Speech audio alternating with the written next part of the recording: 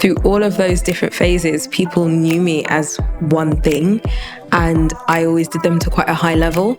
So then when I felt that this wasn't the right thing for me anymore, there was a lot of fear, a lot of what will people think. Sometimes you can put up with stuff and you tell yourself all sorts of things like, no, this is God's plan, this is God's will for me, but then you become so unhappy. It's like, you just have to be honest with yourself and with God in those times. And it's like, Lord, I've had enough of this. Things that I've been able to do are uncommon. And that's not through me, it's obviously through God. Because I told him from the beginning, if I start this business, I will do it. But you have to have your hand on this. Thank you so much for being a part of our growing community. Honestly, it's just such an honour and such a dream to see how Magnify is growing. For anyone who's new to our channel, Magnify is a network, community and platform focused on empowering ambitious women of faith to thrive in our various spheres of influence. And we know how important it is to have safe, honest, authentic conversations as women of faith. And so we want to provide a space to do that. My name is Ruth and I'm the founder and CEO of Magnify. And my name's Rachel and I'm part of Team Magnify. We'll be your hosts and we'll also be featuring guests each time. So if you like our content, don't forget to like and subscribe, and most importantly, share with a friend who you think would benefit. Sahar Twesigye is an entrepreneur, digital marketer, and host of the podcast Daring Forward. With her husband, she runs 2 businesses, a creative and digital marketing agency, and an online education platform. Her passion is to help female entrepreneurs build profitable business. Assumpta Vitcu is the founder of Ave Creations, a wedding and event planning company specializing in fusion weddings and events. She is also a writer and the co-founder of Our Awambe, a blog and podcast redefining Black love and celebration. Transition seasons have been big themes in Assumpta and Sahar's journeys, so we're excited to get real with them about their experience, the loss and gain of a change of season, and how we navigate our identity when life is shifting. So we're always changing. Change can be tough, but we know it's a necessary part of life. And if we want to grow, change is all part of it, whether that's initiated by us or by something we go through. And transition is a huge part of that as well. And so we want to talk about what it's like to make hard decisions in transition seasons, because this is so real for our community. So thank you so much both for being here. Sahar, I'd love to hear from you first. Can you talk to some of the bigger transitions that you've been through in your life so far? Yeah, so there have been many, but one of the hardest transitions for me has been transitioning from being in ministry. I used to be a worship pastor and serve in church leadership along with my husband. We did that for donkey's years, over a decade. And we did that in a way that was very sacrificial. So we kind of lived in poverty and didn't really have much. And we just kind of had that tunnel vision of, I'm just going to serve God's people and love on them. And that was the plan. Until it wasn't. And I just started to get this sense of really wanting to explore entrepreneurship because our family was growing, the finances, like the math was not mathing. And we have a large family. We start off with, with our first daughter, and now we have 4. As a mom, I had that cry inside of me of that dissatisfaction, like, this is not okay. And I had that sense of, God, if you want me to serve, like, I can't do anything. We can't even take the kids out to, birthday parties because I can't afford to buy birthday presents. Like, it was really, really hard. And so I started, just exploring online entrepreneurship and business because I was home, I was with the kids. You're kind of limited when you're a mom with the options you have. I didn't want to pursue a job at the time because I took so much time out that also the childcare for the amount of kids I have, the math was also not mathing. So I was like, I have to make this work. So I felt like my back was up against the wall. So that's how I started. I transitioned from being a minister to being a businesswoman. And that was a really hard transition to make mentally. For so many different reasons. One of them being things like, is it okay to want wealth? and build wealth and love God. You know, we sometimes think those things are mutually exclusive, but that was a journey. You know, a change in identity. It's like, I've had this hat on of, no, I'm a minister. What does it feel like? What do you think like when you're a businesswoman? What does my day look like? How are my routines going to change? What relationships, like networking, like how is that all going to work? So that was really, really hard. And it took me quite a few years to kind of make that shift and transition. Yeah, that's massive. Assumpta, how about you? What are some of the bigger transitions you've made in your life? Actually, it's sort of in line, although I wasn't in ministry, but work is so much a part of who we are. And so I've made multiple transitions in terms of my working life. I started life in law, in criminal law, and then I decided I didn't want to do that anymore. I became a copywriter, and then I was an editor. After that, I had a beauty business, and now I'm a wedding planner. So through all of those different phases, people knew me as one thing, and I always did them to quite a high level. So then when I felt that this wasn't the right thing for me anymore, there was a lot of fear, a lot of what will people think? Can I now just give this up and do something different? So just career changes has been a huge thing in my life and navigating that space. But despite the fear, now I'm like okay with making hard decisions. I feel the fear and do it anyway. That's what I would say. And in those transitions, especially in your career, what specifically are some of the hard decisions you've made? Well, first of all, it was, am I going to do this, or am I going to spend the next 10 years of my life, or 15 or 20 in the same position that I'm in? And when I started feeling that discomfort that you discussed, I just thought, I took it to God, first of all, like, what do I do? Because I feel like I'm here because of you, or am I here because of you, or is this me? There was so much back and forth, so much prayer, so much quiet time trying to hear from him. And then at one point I couldn't pray anymore. I just didn't feel like I could. So in that time, I just used to listen to music. I used to sing. And then I'd ask my friends who were praying people to pray for me. And there was a lot of stress and fear, mostly, as I said before. But I think just kind of taking time to hear from God and speaking to people that I trusted, I was able to move from one place to another, to then another, and to where I am right now. Yeah. So you become acquainted with making the hard decisions. Just a little bit. Sometimes not always of my own volition. Sometimes those decisions were made for me, a story that I was waiting to share for my memoirs, but I'll share it with you now because it is work related. So days before I got married, I was working a job at the time, and I just had my review a few weeks before, and then my manager called me in. The owner of the company was around at the time. So just before I started my business, I was actually a conference producer, and we did conferences across the world, mostly in African countries. And so the owner of the company was around, and he wanted to speak to me. And in that meeting, despite the fact that I just had a glowing review, I got fired. And I've never been fired in my life. And my manager looked like she wanted to cry. My other manager was there. He looked like he had just been crying. And she's kind of like mouthing across the table to me like, I'm sorry. But I just had so much peace. And so they asked me if I had anything to say. And I was just like, no, can you tell me why? And he gave some willy answer and said that I hadn't done something. And I was like, I have. It's on my computer. I can show it to you. And I think he just was trying to cut costs, and I was the last person in, so first person out. And so they asked, are you okay? I was like, yeah, I'm fine. They were like, oh, we know it's not ideal. You're getting married in a few days, because that was supposed to be my last day before my wedding. And I just said, would you like me to leave now or at the end of the day? And you could see it startled them all. But I just thought, I have bigger things to worry about. Like, this job is not, I've made tough decisions before. This is not going to be the thing that ends me. So they said, it's up to you. I said, oh, if you don't mind, like, I'll wait till the end of the day so I can like give a proper handover and just like pack all my stuff. And so I sat at my desk and I messaged my colleagues. We had like an internal system, and they thought I was joking. They were like, oh no, but managers love you. I'm like, yeah, but perhaps the owner of the company doesn't.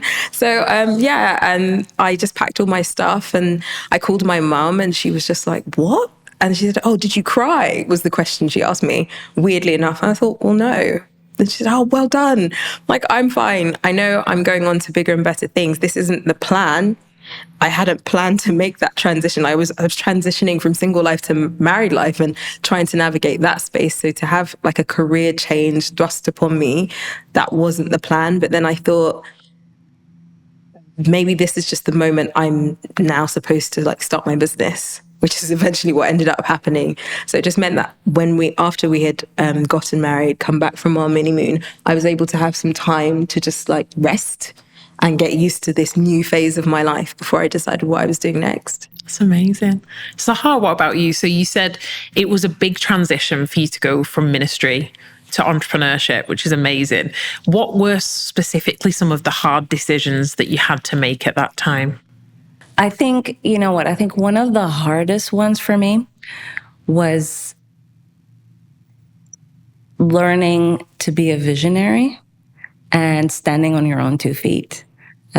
When you're in church leadership, or you're so plugged into a church community, you're so used to doing things with so many people, right? And being with people. And also pastorally, a lot of the work is, just being with people, doing life with people, having one-on-ones, having, small group meetings, things like that, it's not a 9 to 5. It really, it takes over your life, right? So weaning myself out of that was really hard because it's relationships. And I think that's the thing I've struggled with the most is separating myself to follow my vision. And the other hard decision I would say is also, leaning into being a visionary is, can I do this?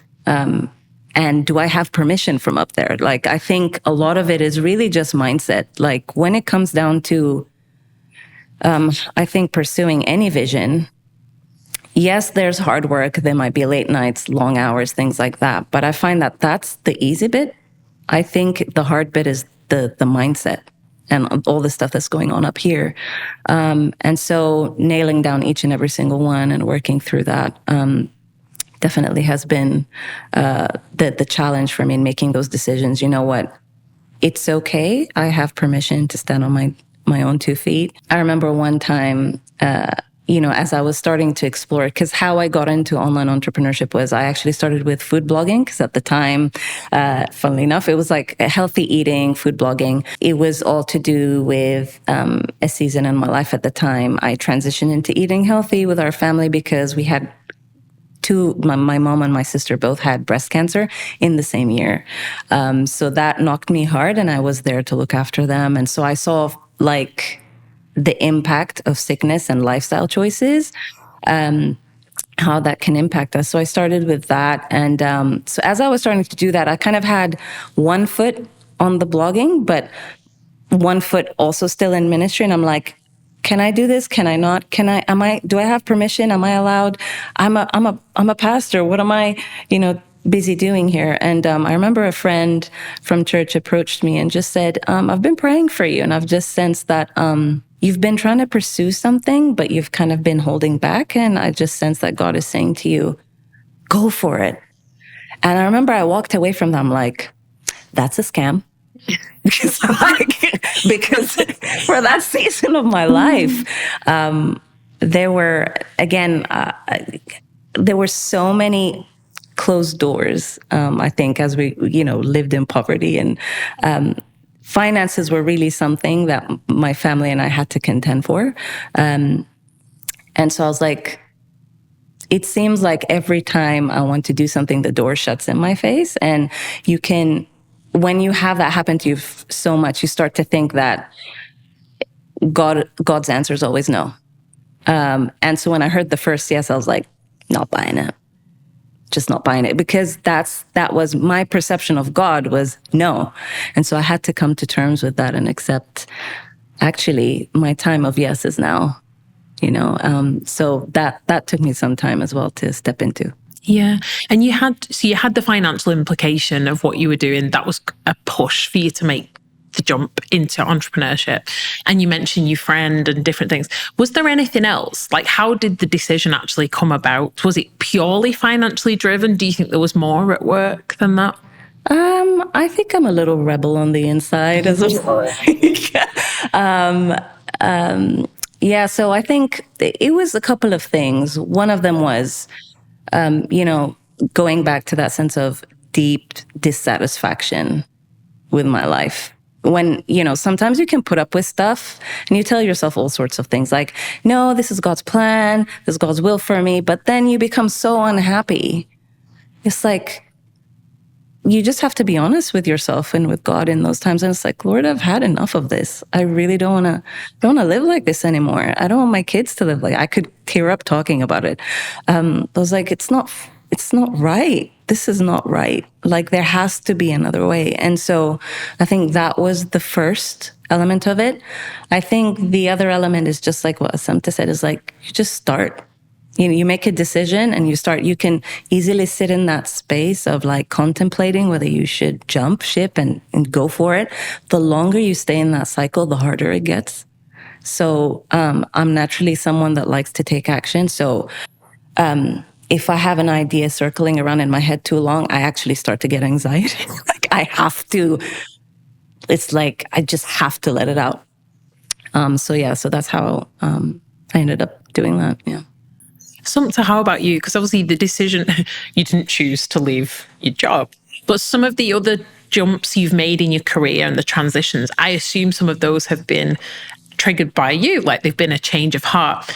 How have some of those decisions come about? Multiple different reasons. So I'd say the first decision to leave law, I always knew I didn't want to study law, but I'm West African, I'm Nigerian, I wanted to study English. My dad was like, what are you going to do with an English degree? Teach? And he doesn't have a problem with teachers. His brother is a teacher, but he knew his child. And I knew that's not what I wanted to do. So out of fear, he just wanted me to have like a career path. So I thought, well, words, because I love writing. I thought, well, law is a good enough like transition. So I studied that, knowing that I was not going to end my life as like a lawyer long term anyway, but I wanted to, satisfy my parents and also have something to fall back on. The great phrase, have something to fall back on. And I was sitting at my desk and I just got tired. And so I wrote my resignation letter and handed it over, and then booked my ticket to Thailand, and then just disappeared off, and I flew on my birthday.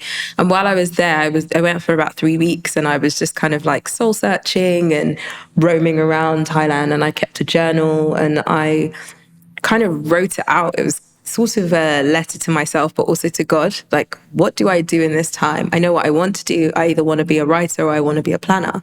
When I was studying, I knew I wanted to plan events, but I've always had dreams of being a writer too. There are so many things that I love to do.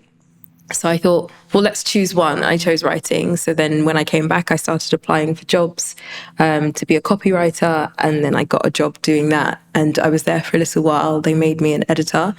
And while I was there, one of my triggers, I'd say, is injustice. And I have real problems with like bureaucracy in company, like in corporate setting. So that was what pushed me to also make the next jump, because technically I could have gone and gotten another job, but I just thought, well, I don't really want to do that. So I actually started a beauty business. And weirdly enough, I didn't wear makeup at the time. I was more into skincare. But I did that and I burnt myself out after 5 years. I kind of got to a situation, as you mentioned, that I just thought, God, there has to be a better way. It just became so hard. Everything was just so hard. And I thought, is this what you want for me? Because my mum has a beauty business. So I basically stepped into her shadow. And I ultimately left that because I wanted to be known as Assumpta, not as her daughter, which is what I became. It was just always, you didn't mention me without her or her without me. And I thought, well, I'm living your dream, not my own at this point. But I did it because it made her so happy when I did. And that was probably one of the hardest transitions to make, because it wasn't just disappointing her, but everybody that kind of saw us as this like cute little power duo. And I just thought, I know my mum wants me to be happy. This isn't making me happy anymore. And that one I probably wrestled with the most, just because of what it represented for people outside of myself. Yeah, that was probably like... So in that jump between kind of coming to the end of your beauty business and feeling like I don't just want to be in my mum's shadow, and actually I just don't even know if this is right for me, and being multifaceted and all those things, were you hearing from God at that time? Because you must have been hearing a lot from what everybody else thought, and you're hearing everybody else's expectation of you. But would you say you were hearing from God through that process? Initially, no, or I wasn't. I was ignoring it, I'd say, because I got really angry with God. I thought, oh, you've brought me here because he gave me success in that time. And then I was just like, but is this me or is this you? And then I realized it was more me than it was God. God was in it, because a lot of what I achieved in it wasn't by my own hand at all. But I think that it was for a season. It wasn't supposed to be my forever. And I thought it was going to be the long-term plan, like retiring it kind of like my mum has done and be really successful. But I realized, no, I've come to the end of my season. I have done what I needed to do in this season, and I've done it well. So now, God, where do you want me to go? And so when I eventually ended up starting my business, I always say my business partner is God. Was when I started that business, I was like, right, I was 18, 19 when I first conceived this. This is more than 10 years later. I'm finally here. It's me and you. Anything that this business is going to do has to be, you have to lead it, because I'm kind of tired at this point, but I need you to help me. And he really has. Oh, that's amazing. Yeah. So sometimes when I meet other people in the wedding industry, they're like, oh, how long have you been in the business? And I tell them, they're like, what? Because the things that I've been able to do are uncommon. And that's not through me. It's obviously through God, because I told him from the beginning, if I start this business, I will do it. But you have to have your hand on this. So, being willing to make the hard decision and the jump as well. Like, I'll do the things you want me to. It's uncomfortable half the time, especially, as you know, starting a business is tough. Cash flow, all the things. And because excellence is something that I really appreciate, and everything I wanted to do was to a high level, which is why people never knew that I was new when I was new, because I started well. I always begin with the end in mind. And so I still haven't achieved where I want to get to at all. I'm not near it. But I look back, especially recently, and thought about where I started and where I am now. And it's just been such a beautiful, hard journey, but beautiful. That's so good. Yeah. I just love, there's so many points that you've mentioned there. One of them is, getting to the point where you're like, God, if you're not leading this, I don't want to, because I'm tired. I get that. Like, I think we live in a day and time where, there's never been a lower barrier to entry to starting business. Like, it's so easy to, and we have so much choice. But you kind of have to be careful as well when you're someone who's ambitious. It's like not to, you do get tired after a while. It's like, if it's not God breathed, it's really not worth it. It's just too hard. It's the impact it has on your soul. So I totally relate to that. And I also just want to celebrate, Assumpta, like the fact that I think we a lot of times celebrate people who are excellent in one thing. And like, that's the thing that sometimes we can put in a pedestal, but can we like celebrate the ones who, do all the different things, who have multiple passions, who take their time to figure out, this is what I want to do. Like, that really resonates with me. And I feel like it really, I can really relate to that as well. To be honest, it's actually quite stressful, because being able to do different things, many things, and now I wouldn't have been able to say it when I was younger, to be able to do them well, people always assume that that's the thing you should be doing. So we bought a house. We renovated the whole house, and I was doing that during wedding season, and I project managed it. And when I would show snippets of the house, or when I show people the before and after, they're like, did you get an architect? I was like, no, it was me. They're like, what? And then I was doing my couple's weddings at the same time. And then it was like, oh no, now you should be an interior designer, or you should do this. And I'm like, for a brief moment, I thought, should I be an interior designer? I'm like, no, I can do. God has given me many gifts. I don't have to pursue them all. I really love floral design. I looked at this and I was like, yeah, this looks like something I can make. And these are the things that I do at home, but that doesn't mean that this has to be a whole business. And it took me a long time to learn that I can still have my hobbies. I can still have my passions. Because, in this day and age, everybody always expects you to monetize something that you love and that you're good at, but you can have a hobby for the sake of having a hobby. Focus on one thing and do that one thing well. Ultimately, you can expand, but just do the singular thing well first. Sahar, I want to come back a little bit to what you said earlier about for you making that transition between these two very different worlds. I think sometimes as women of faith, we get a little bit obsessed with missing out on what God's plan is. We get a bit of anxiety almost about it. How did that work for you? Because I think in some ways you described finding it really hard to leave the only thing you've really known for 10 plus years. Was that a thing for you? Was there a fear of missing out? Was it a fear of missing out if you left ministry and went somewhere else or not? Yeah, that's a really good question. There was, and I think I finally got my conclusion to that in a parable in the Bible. I think it's in Matthew 25, where it talks about the parable of the talents. That is my favorite parable. A landlord, a master, and he's got his servants, and he's going away, and he asks three of them, I think, to invest for him. And he gives one maybe one, another 10, I don't remember the amounts, another one 50 or something. And each and every single one of them, he asks them, okay, invest this. When I return, I want to see what you've done with the money I've given you. And two of them invest. One of them just puts the money under the ground. And when he comes back, he's like, I heard you're a hard man. Here's your money back. At least you've got it. I don't want to do anything to you. And the reason why, and the other guys invested and made money on it. And so he was really pleased and celebrated them. And I loved it because it's all about risk taking, and it just likens our faith and our gifts with taking risks. And that set me free because it showed me that actually God celebrates it when I don't have the full picture, but you've given me this gift. I'm going to do what I can with it. I'm not just going to sit on it and do nothing.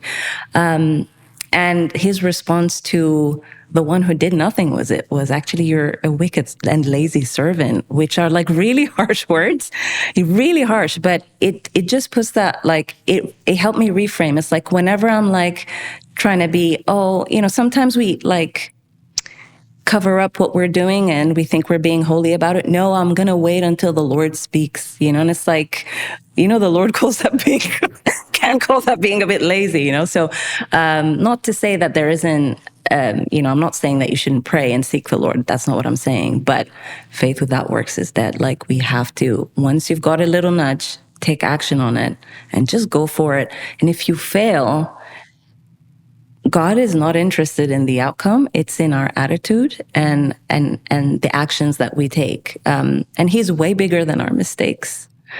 He's way bigger than the outcome anyway. Do I feel safe enough to take a risk and know that my Father is going to catch me and hold me, even if everything goes belly up and I fall flat on my face?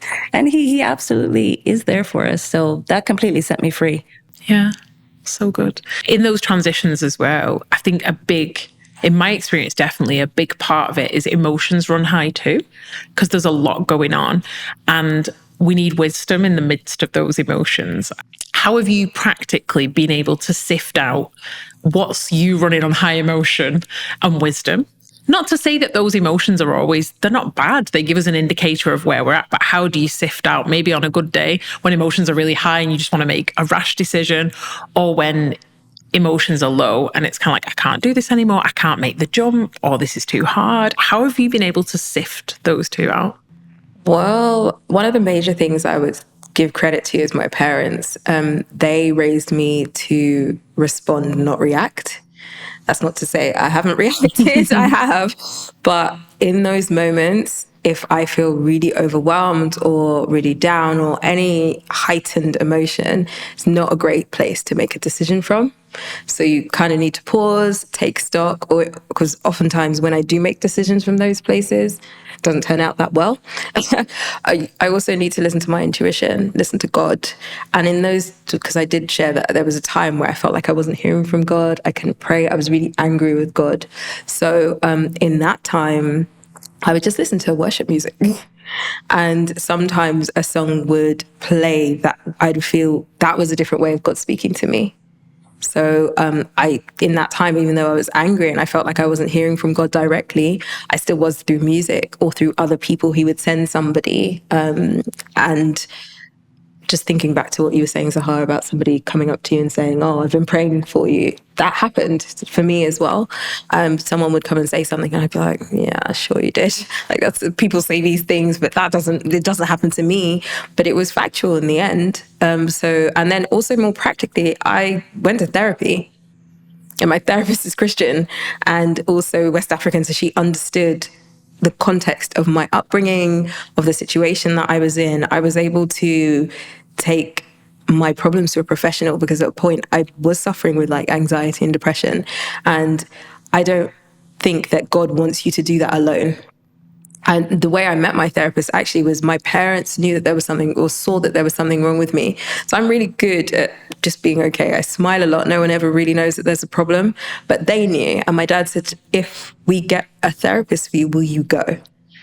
And I will never forget that line because it was such a big deal for my Nigerian born and bred father to say to me, and for them to find me somebody. He found me my therapist, and it helped immensely. It was really tough in the beginning because I wasn't used to talking about me. I was really good at deflecting. I'm always the one my friends come to, but I'm not the one that I share things. I don't share things with them necessarily.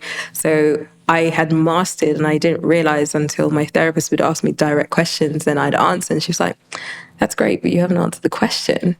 Oh, okay, great. So there was a lot of unpacking to do. And so that practically, I think, between praying, listening to music, singing, crying if I needed to, but actually seeing a therapist. That's great. Sahar, what about you? Like when emotions run high, and you've described a lot, like even grief, I would say, like of grieving a time and trying to understand what's next and can I do this, and uncertainty. How in those days where it was more challenging, how did you sift out what's emotion, what's wisdom, and how to respond and not react? As you said, Assumpta, that can be really challenging when you feel you're on a bit of a roller coaster in the midst of a transition. Yeah, it's really, really hard. What Assumpta said was bang on, though. Like, don't respond, don't react, respond. I'm an empath, so I feel things in like 5D. You know, like my emotions are like a movie, and I'm also a crier, so I will just cry it out. I will cry it out and keep crying and keep crying. Before the Lord, until I get a sense of, okay, I feel like today I can get up and do something small. But yeah, like with things like, for example, grieving, maybe a season or, transition, like, for example, transitioning from ministry, I really thought like this was what I was going to do. You have to grieve a dream before you can grasp a new one. I think trying to find the Holy Spirit or God's leading in any situation. So it could be worship sometimes. Definitely. For me, I think the thing that has really helped me, especially recently, is just, when you're just reading the Bible and having verses that jump out at you and, like, this is speaking directly to me. And so what I do with those is I actually collect them, or anyone that comes up to me and say, "Hey, I've been praying for you and I feel this." I actually have a record. I keep it on my phone in my notes or in my journal. And those are the things that I meditate on. For some people, I think affirmations work. I think anything that I say to myself is just like, really, that's, I think the thing that really anchors me is knowing that this is what God's saying and this is what he's spoken. And that's what worked for me. And just holding on to those. in the middle of, obviously you made the hard decision of jumping into entrepreneurship. I'm sure there've been many little decisions. What's a hard decision that you made in that time that you feel that paid off? So I did a crazy thing when when we first started off with the blog. Obviously, you know, with blogging, you don't really make much money for a while. As with many things that are content based, you kind of have to be at it for a while. And I also was time poor because I had 4 kids or 3 kids. And then I was pregnant with my 4th. And I was money poor. So I hired. And the reason why I did that was because I knew in order to get any kind of traction, I need help. So I kind of just took a bet on myself. I'm like, you know what? I'm just going to borrow the money, find the money. I do not recommend this to anyone listening. I'm not saying you should do that, which is why I said I did a crazy thing. But had I not invested in myself in that way, I would not have a business that puts food on our table and looks after me and my family today. I would not be here. I would still be, let me see. So that really helped me. Sometimes you just have to bite the bullet, take a risk and just go for it. How about you, Assumpta? In the midst of your career changes, you obviously made hard decisions that you've described, but what's maybe one that you think I did that and that really paid off? I think making the decision to start my business, again, investing in yourself, taking a risk on yourself. If not now, when am I going to do this? And I mean my wedding planning business, not my beauty business, because again, that's the industry my mum was in. So taking that leap of faith and doing what I felt I was being led to do and just taking time to stop and listen. Like you also needed to borrow money for the initial investment, but I was like, I trust and believe I will make this and more, but I need to take this first step. So, yeah. And then on the flip side of that, we sometimes make what we think is, or we believe to be the right decision, and it's a hard decision, but it doesn't always pay off. Do you have any experience of that? Many. Can you talk to that a little bit? I think it's important because, especially as women of faith, we want to live to our values. We want to try and be true to who we are and who God is creating us to be. And sometimes we make hard decisions, but then we don't always get the outcome that we want. And we kind of think, what? But this cost me a lot. This was hard. Yeah. Could you talk a bit to that? So I think starting my beauty business was a hard decision that didn't pay off in the end. I mean, I don't think it was a loss. I don't think it was any time wasted. But to go back to what Sahar said, when you said you have to grieve a dream, it really hit me because that was such a huge dream, not just for me, but it was tied to so many things and so many people. So I decided to take that risk, that leap of faith and start that business. And it is beautiful, but it just didn't suit my personality.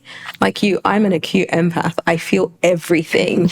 And it was just so much to be in that situation, which is still, again, a bit crazy in the wedding world. You feel so many things, but I still feel like I'm a bit more in tune with what I'm doing now. But at the time, for that business specifically, I learned loads. I met so many wonderful people, and it definitely grew me and stretched me. But at the times when it was really hard, I just used to cry out to God and think, this can't be it. This can't be the plan. And then when I could see where it was heading, that I knew I needed to stop, but I was still going. I just thought to myself, how am I going to ever end this? Because there are so many people that I'm going to disappoint in doing so. So when I did finally end it, I just thought, well, why did I go through all of this? Why have I done this? I felt a huge sense of relief. However, it just didn't pan out the way I thought it would. I felt like God had shown me how big it could be, and a vision that I didn't even have for myself, I was suddenly seeing. So I thought, oh yeah, this is where I'm going. So to have it kind of turn to ashes was really destabilizing. Yeah, I bet. Sahar, what about you? Do you have experience of that? You feel in some things you felt you made the right decision. It was the hard decision, but then it's maybe not paid off in the way that you hoped, or it's not turned out the way that you hoped. Yeah, I mean, I think also similar to Assumpta, I think, I started off with food blogging. That didn't work out in the end because I made nothing. And I hired someone. But the thing is that it didn't work out, but it was the stepping stone to the next thing. One of the things that started happening with the blog was it suddenly started getting tons of traffic from Pinterest. And I didn't have the tools or knowledge to monetize it at the time. But I was like, hey, great. I'm getting loads of people viewing my blog, but still not making money from it. But I realized after that is that more people were starting to ask me about how I'm getting traffic than they were about the recipes that I was creating. And I was also finding my curiosity was leaning now more towards business and marketing, and not so much the healthy eating and the food. And it's like now food is my hobby. I'm okay. Like I'm happy for that to just be a thing I do for my friends and family. But yeah, so that kind of was a stepping stone to my Pinterest business. And that's when I learned, okay, this is now what's monetizing and it's a proper business now. So in a way it worked out in the end, but not the way I thought it was going to. Yeah, it almost became an inflection point to point you in the direction that you were going in a way, I guess, that you didn't expect as well. Exactly, yeah. Yeah. Because you learn so much along the way. The lessons that I'm sure you took from the food blogging, the lessons that I took from that first business are what propel you in what you're doing now and kind of set you apart as well. Yeah, I think so. Assumpta, I love what you said earlier about how much our identity can be weaved into what we do. Do you have any experience of that? So knowing your true identity and who you are, irrespective of what you do and how well things go, and then your identity, like perhaps more in your work and as a wedding planner, how have you been able to separate the two so that it's healthy? Well, now I show up as myself all the time. Before I used to compartmentalize. It depended on, what phase of my life I was in. When I was in law, I showed up as the legal side, and, when I was copywriting, it was just everything.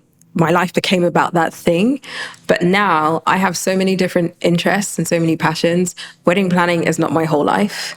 It's a huge part of my life, but I'm also really into flowers and floral arranging. Sahar and I were talking about it earlier. I was showing her. I write. I love music. There are so many facets of my personality that exist, and I show up as that always. So if the wedding planning was to go, you would still see so much of me, or people would still know the different things that I love, that I don't feel like I would crumble in the way that I did. I'd be able to bounce back faster. Previously, when I made these transitions, there was so much of my internal voice that was breaking me down, or saying, I've disappointed myself, I've disappointed God, I've disappointed everybody. And I just always felt this conflict. Whereas now I feel like, if this doesn't work, I won't die. I'll survive. I will take the lessons that I've learned, and then I will ask God yet again, direct me. Where do you want me to be? What do you want me to do? What am I supposed to be doing in this season? So, I think that's it. Sahar, for you, in your identity being fixed as Sahar and who God's created you to be, and then Sahar the pastor, Sahar the entrepreneur, how have you navigated moving between those two and three things? Because that was a huge thing for you, to switch from one thing to the other. It didn't change who you are, but so, as Assumpta said, so much of our identity is in what we do. We put so much of it into that. What was that like for you? Did you have a time where you had to uncouple who you are from what you did? Yeah. I had a guest on my podcast, funnily enough, speak on this. And her name is Chibundu Onuzo. She's a writer. You know her, yeah. She's awesome.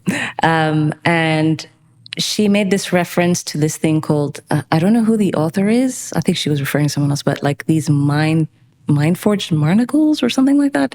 I could be completely butchering it.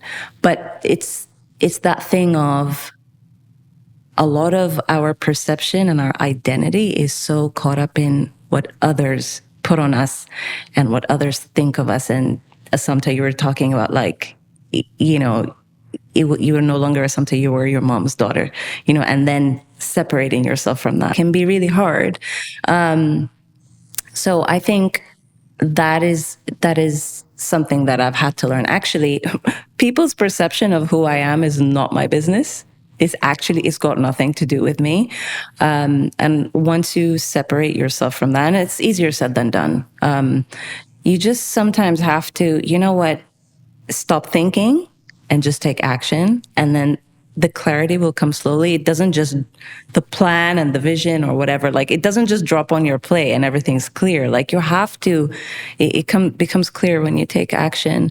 But in terms of transition, I found the hard thing for me is like when it comes to my identity.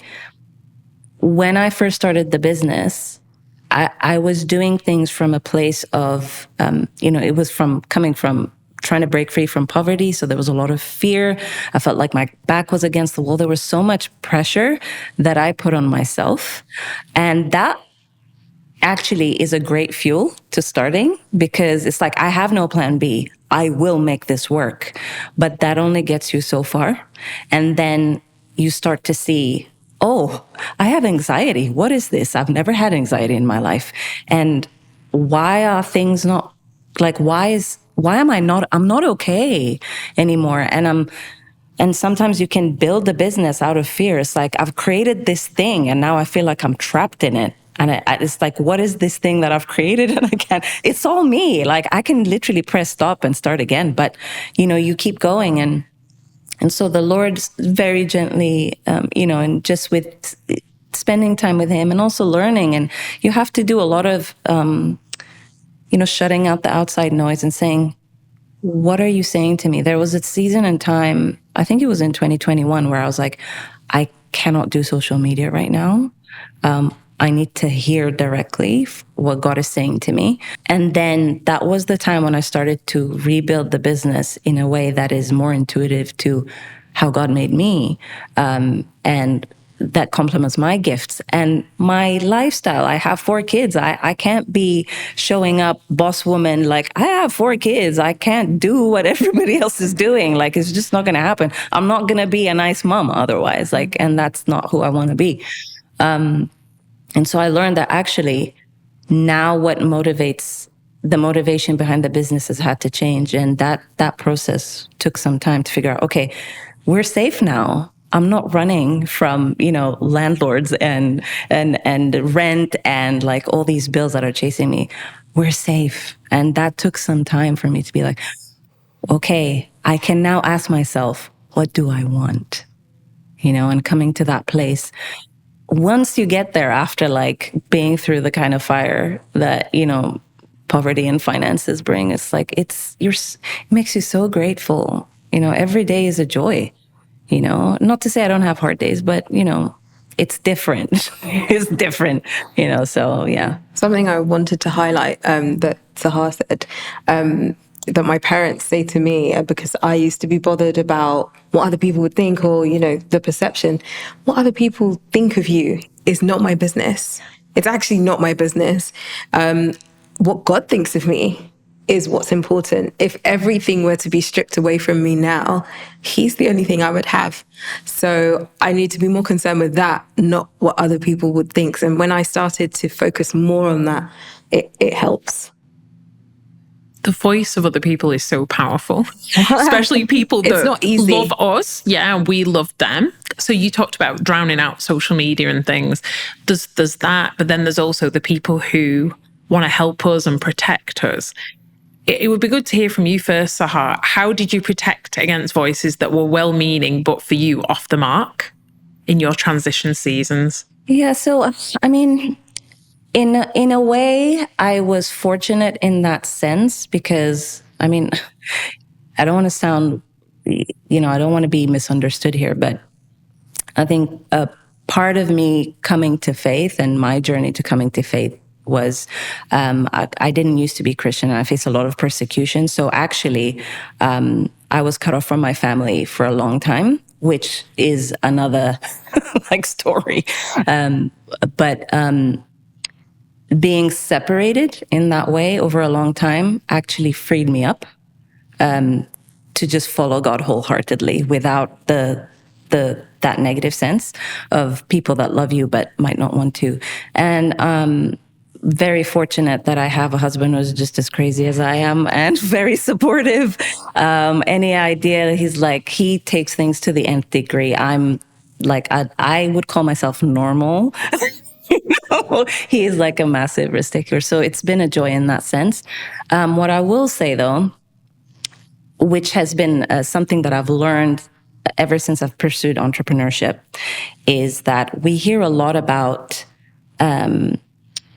people, kind of like, bad company corrupts good morals, or like being around people, the haters, or people who aren't on your level, and like making sure that, you need to find your people. But the thing that I found is it's really hard to do, when you have a vision, to do things alone. And when I tapped into, I've made it I'm really committed to finding communities of people, or of women who are either doing what I want to do, or are doing what I aspire to do, and putting myself in those kind of networks. That is the fastest, easiest way for you to achieve anything you want to put your mind to, because you're seeing it. You're not just dreaming it. You're seeing people on that journey with you doing it, and they have so much knowledge and support. And so I think, like, in this day and age we live, where we have access to anyone, anywhere, if you don't have that kind of support from family, and most of the time, actually, the reality is, like, friends and family don't get our vision because it was given to us by God, they're not going to get it. So you need to find the ones that do. And that's never been easier to do than it is this day and age.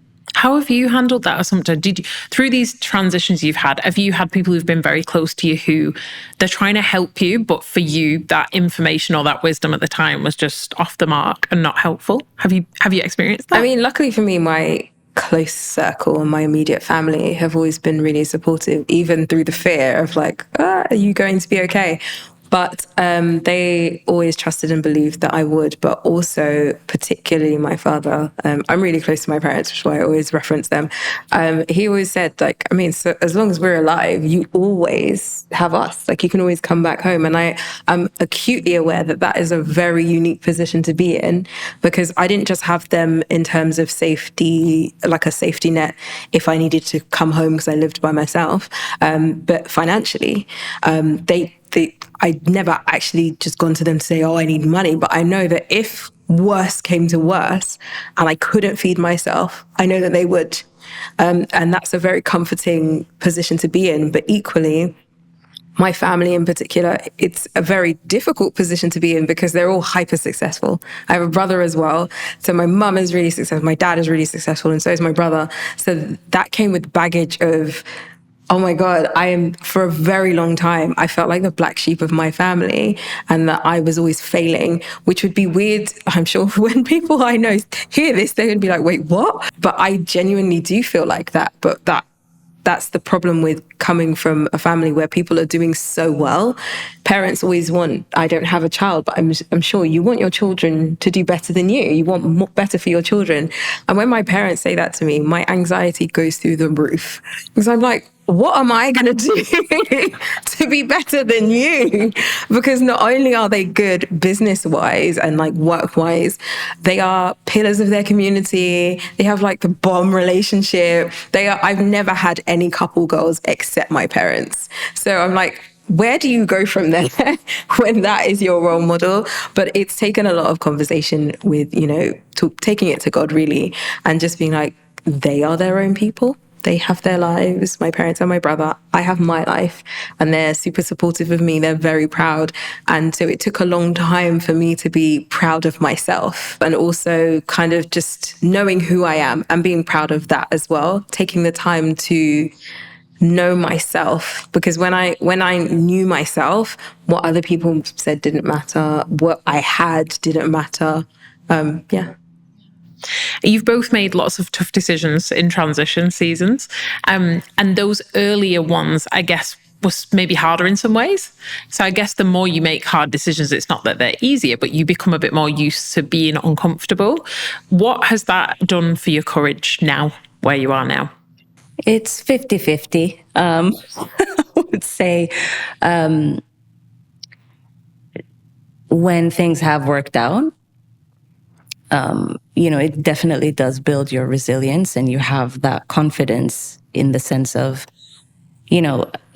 there are certain things that you will never get unless you just go through something and have that experience. And that's what you get, the confidence from the experience of just sitting there and doing the work and getting through it. But when things don't work out, honestly, like sometimes my confidence has been knocked so hard, it's taken me years to get back up. And, and you just kind of have to wait, or try to do the best you can with where you're at. But yeah, so I feel like for me, it depends. There are some, I'm not going to say it's been an easy ride and, from glory to glory. I've had really hard things that have knocked me down, things that have knocked my confidence. And it's taken me a while to feel like, okay, let me try again. But it's in the taking action again that you just slowly but surely start to rebuild again. Assumpta, how about you? I'd say I live my life, feel the fear and do it anyway. That's not to say it's easy to do. It's not like you. I've had things that have knocked my confidence and it's taken a very long time to get back. But action, just taking action when I feel, well, because you need to rest in those times. When I feel like, okay, I can take one step. Some days I literally live my life like my mum says it to me, it's like 1 minute at a time, 1 hour at a time, she says 1 day at a time, but I distilled that to like 1 hour at a time, 1 minute at a time. Like we'll just get to the next step and the next step. And before you know it, you've taken 1,000 steps. But if I try to think about the end, which I often do, I'm always like 1,000 steps ahead. It overwhelms me. So sometimes I just have to bring it back and just say, okay, 1 day at a time, how can we get through this day and how can we do this? Yeah. And through making these tough decisions, what have you learned? Like, what's the biggest lesson you've learned about yourself through all these transitions? That I'm stronger than I think I am, and that also to trust God. For a very long time, I'm not sure if I really did, because I am such a planner, not just in my job, but even prior to that, I always wanted to know what was next, what was happening. And we're not always going to know that. Most of the time we don't, but I trust that God won't bring me to it if he can't bring me through it. So. Yeah. How about you, Sahar? What's the biggest lesson you've learned through these big transitions you've been through the last few years? Yeah. I mean, Assumpta took the words out of my mouth. I think that I've got this, it took me a long time to believe that. I think when you're leading something or building something, you think you're in your head so much, right? Like sometimes you don't have that feedback loop that sometimes you might get when you're around people. But one of the things, it's sad but funny as well, is that I realized that because I have a lot of, I've worked with loads of clients, and a lot of them are super successful women in business or women of influence, and everybody's winging it. Like, because I get to see the behind the scenes of everybody's winging it, everybody's insecure. And what I've learned ultimately, you don't have to be perfect to build something great or to be great. You really don't. Like, I think, social media creates this picture of like, we have all the, I'm don't get me wrong, I'm here for the aesthetics. I'm drooling over this set, it's so nice. But like, just also know that we're all figuring it out. And when I saw that, I was like, I'm actually being too hard on myself. Like, I'm fine. I'm actually fine. So yeah, just keep going. And what's incredible about these women is like, they all have critics as well. People who point out their shortcomings, their what they're not doing so well. And some of it is also true, but it's like they're still building something great. It's not letting them stop. It's not stopping them. So the same applies to all of us, you know, just build. Recently, I prayed a prayer I had never prayed before. I was having a really hard time about a month ago, 2 months ago. And I feel like I'm still in a position of, I'm currently about to go through another phase of transition in my business, not closing it, but just the next step and the next level. And before I used to like ask God why a lot. Why? And instead of asking why, I just said, okay, like, God, just give me the strength to get through this. I believe that I can. I just need you to show me. Whereas before it would have been like, oh, take this away. Don't take anything away. Just give me the strength to pass through. And I think change and transition, they're part of life, whether we initiate it or whether that just happens to us, comes to us through a relationship or through our work or through family, anything that matters to us is part of our growth process and part of, we've got to kind of change is here to stay. Change is here to stay, isn't it? And so it's been so amazing to hear some of your experiences of that and how we make not just random decisions in that, but the tough decisions and the strategic decisions that are going to propel us forwards in the right direction, not out of perfection or, out of getting it right every time, but I guess trusting the process and trusting God in the middle of it. So thank you so much, Assumpta and Sahar. This has been a wonderful conversation.